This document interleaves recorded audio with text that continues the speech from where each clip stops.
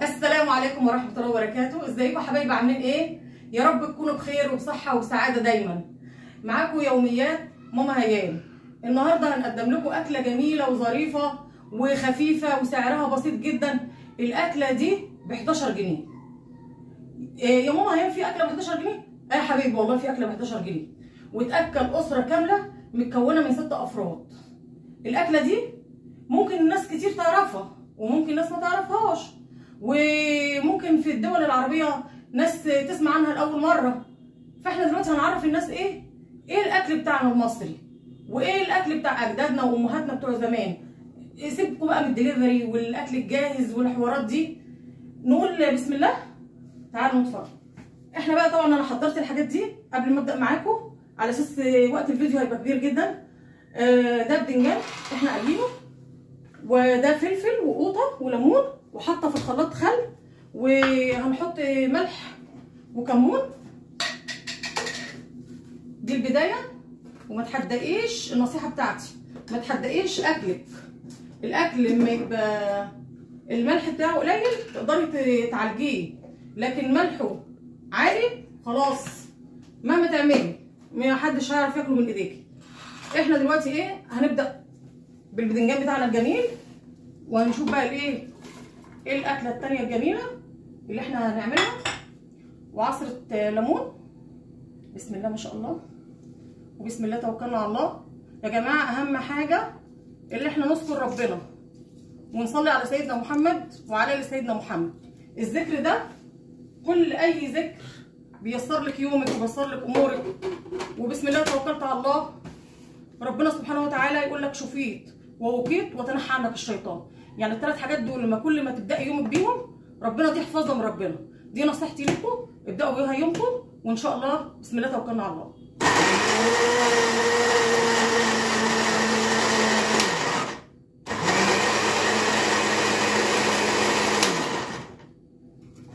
كفايه كده، مش عايزين نهرسها قوي. ليه يا ماما ايام ما بتدقيش التوم؟ مش التوم لما بيتدق، وبعدين على فكره مش حاطه توم كتير. التوم لما بيتدق زياده عن اللزوم، قصدي لما بيتهرس كده بيبقى احسن. التاني بيبقى محتحت كده ومش ظريف يعني.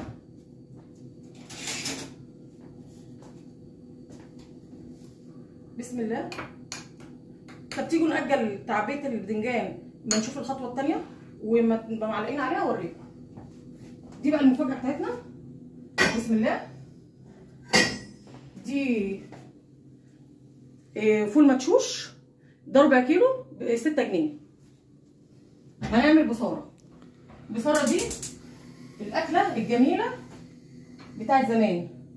في ناس ما بتحبهاش وفي ناس بتموت فيها.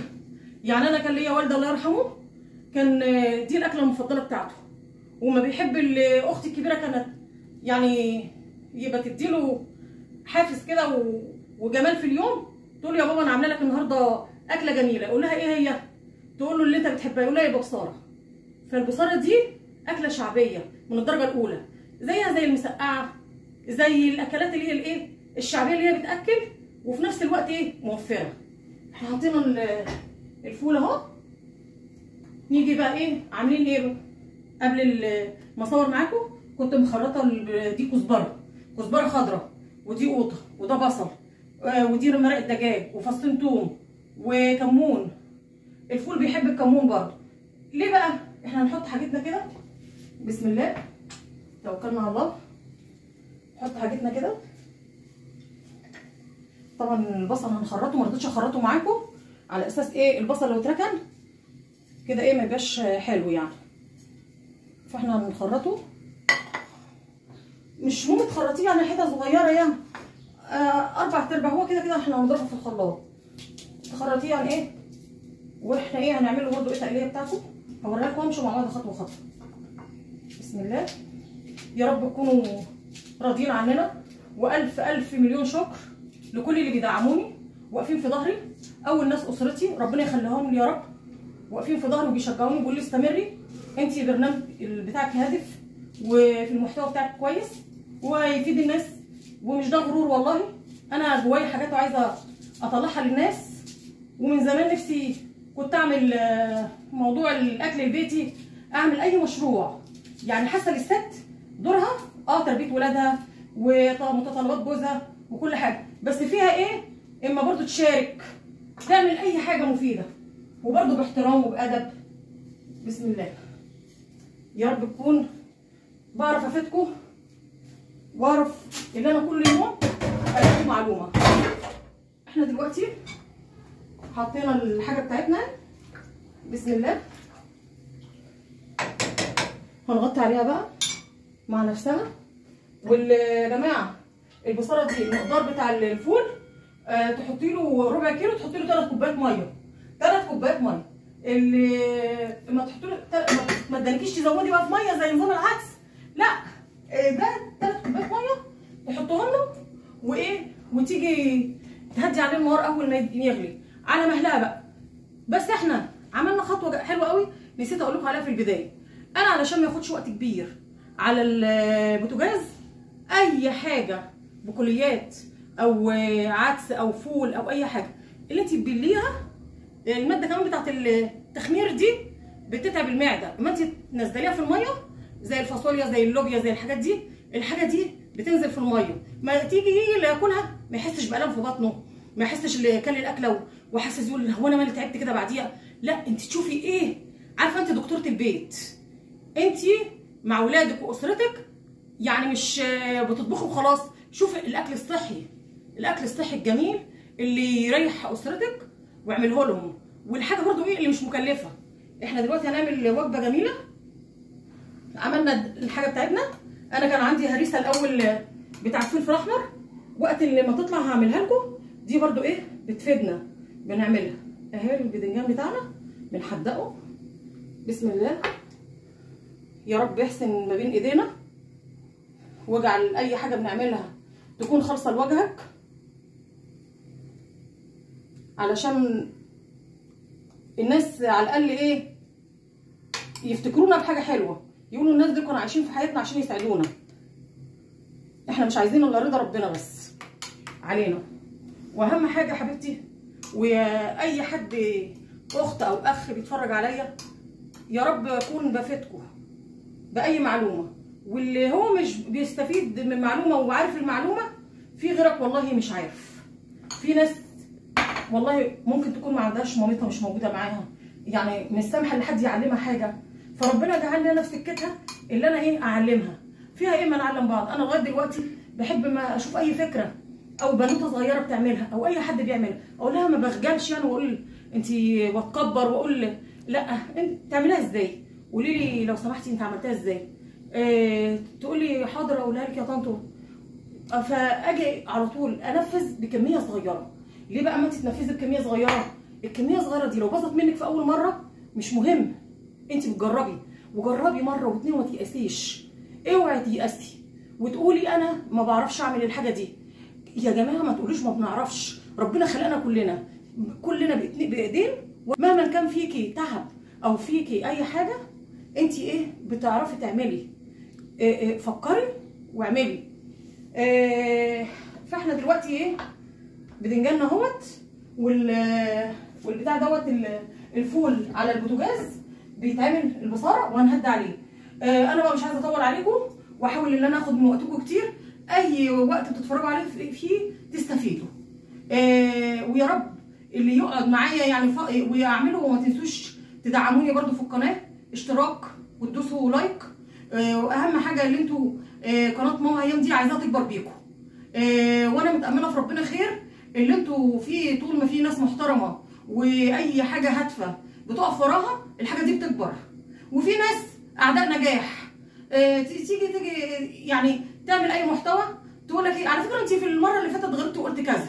يا جماعه الواحد بيمسك المصحف يغلط في القران الكريم وبيستغفر ربنا. هل البني ادم معصوم؟ مش معصوم. وبعدين احنا كلنا بنعلم بعض، وانا اي راي بناء وفي حاسه اللي هيفيد الناس بعد كده انا ممكن اخد بيه والله العظيم، ومش هكرره تاني. شوفوا اي حاجه مثلا ملحوظه انتوا عايزين لاحظتوها يعني مش بنقد مستفز، انا ساعتها ايه خلاص يعني مش هكررها تاني.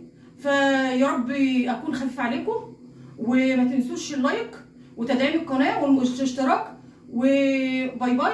شويه كده وهجيلكوا تاني. ايوه حبايبي، احنا رجعنا لكم تاني. ادي البصاره، الفول بيغلي اهوت، اللي عليه الخضره والبصل والثوم والتوابل بيتغلي، وزي ما قلت لك الربع كيلو عليه 3 كوبايات ميه. وهنا جرنشنا البصل اهوت وحمرناه، وفي الزيت بتاعه حبه زيت على حته دهنه بتاعت الليه. هتقولوا لي بتحط حته دهنه ليه في البصاره؟ بنحطها. في مطاعم كبيره جدا في مصر بتعمل الفول بالليه وبيبقى ليه تمن جامد. احنا عايزين نتعلم كل حاجه حلوه، اي حاجه حلوه هتفيدنا. بسم الله. هو عامه بيبقى ايه، في قبل ساعه ما ترغيه كده بيبقى لسه ايه، خفيف شويه، بس عامل زي نظام المهلبيه كده، بيربط بقى. بسم الله. قدامي لاولادك، واكلي جوزك، وبسطير ب 11 جنيه.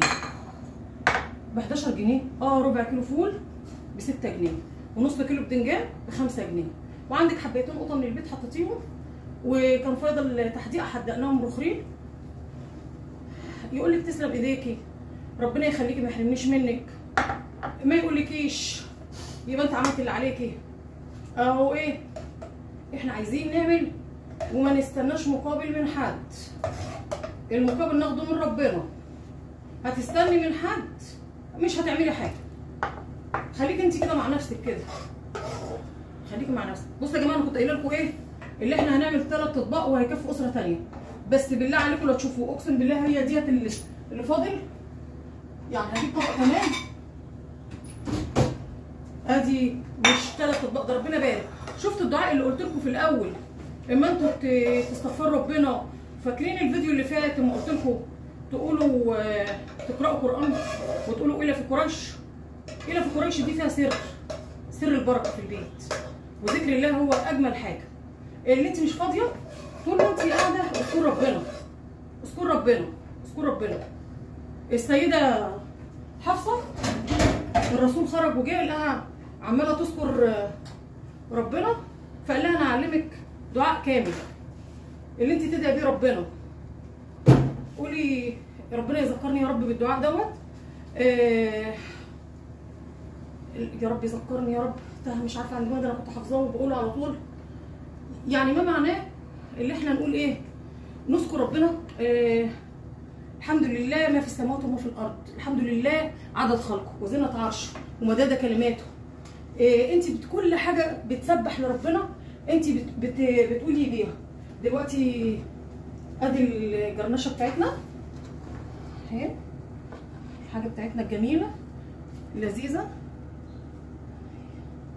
يا رب المحتوى يكون عاجبكم، والناس ما تجيش تقول بقى ايه الدنيا غاليه. والله مش هقول لكم الدنيا مش غاليه، بس غاليه. احنا بقى ايه، نقتصد ونحاول برضو ايه نمشي نفسنا. مش معنى كده ان انا مش هاكل لحمه ولا فراخ، هاكل، بس بدل ما كنا بناكل مثلا يوم في يوم ما فيش، لا ناكل مره في الاسبوع.